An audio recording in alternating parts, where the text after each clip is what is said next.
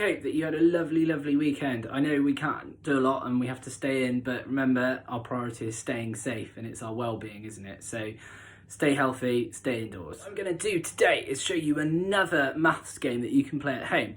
Again, all you'll need is some basics. So you need a pen or a pencil, or even a felt tip maybe, a piece of paper, and some sort of device like an iPad, a mobile phone, a tablet, whatever, something that has access to the internet. You've got all your bits together, you just need to go and find someone to play with. So let's go see if we can find someone for me to play with. Anyone I can play with. Let's check in the kitchen.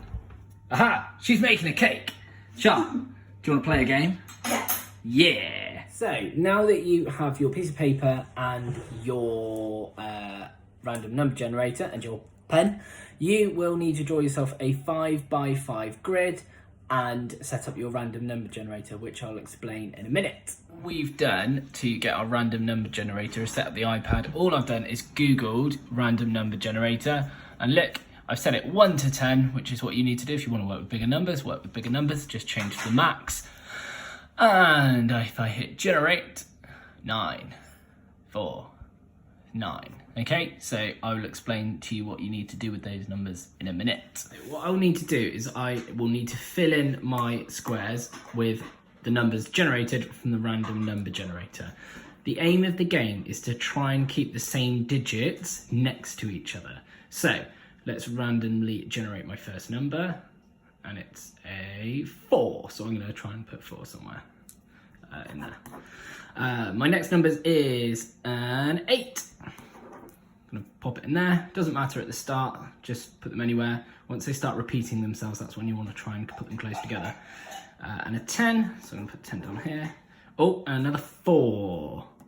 So that's going to go next to that one because I can add those two up at the end. It will all become clear towards the end of the video. I've drawn my 5x5 grid nice and neatly. Charlotte has hers ready too. We've got a random number generator ready to go. We are ready to rock and roll.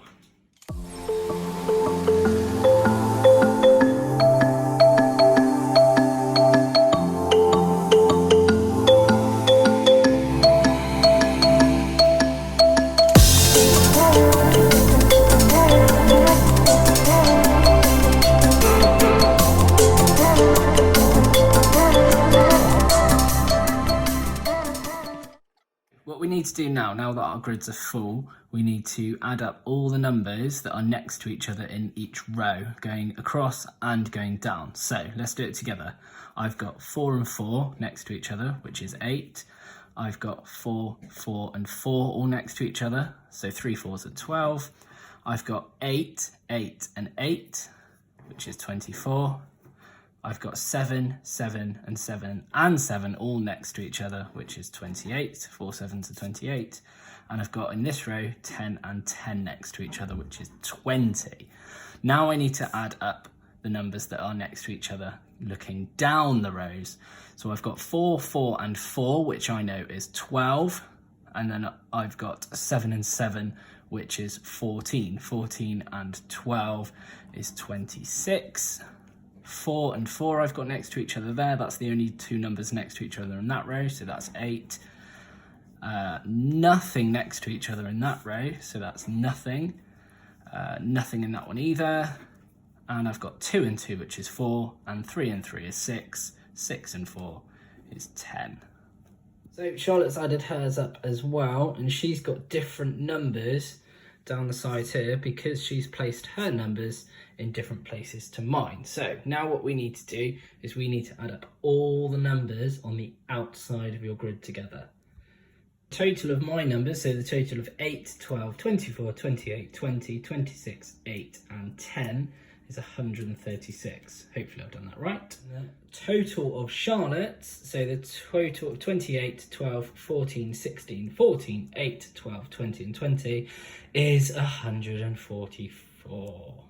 So my total was 136 and Charlotte's was 144, which unfortunately, because 144 is greater than 136, that means she wins. But obviously that's that's obviously because I let her, because it's her first ever game, wasn't it? No, I did let you. You didn't let me. So there you have it, a really quick and easy game that doesn't need a lot of resources and probably stuff you have all over the house. Like always, I try and make these games accessible to everybody. So if you're older and you like to work with bigger numbers, set your generator to larger numbers, so like 100 to 110, or if you're not so confident, keep it as 1 to 10. Try and keep the numbers close together, because otherwise the numbers won't repeat themselves and the game becomes a little bit pointless. In this game you are using addition and you're using your place value. What's great about this is actually you're thinking about the value of numbers without really thinking about it too hard. Which is what good mathematicians do. They just kind of know the value of numbers and know their worth. So keep going, keep making maths fun, and I will see you all very soon in the next video. Keep safe, stay at home, see you later.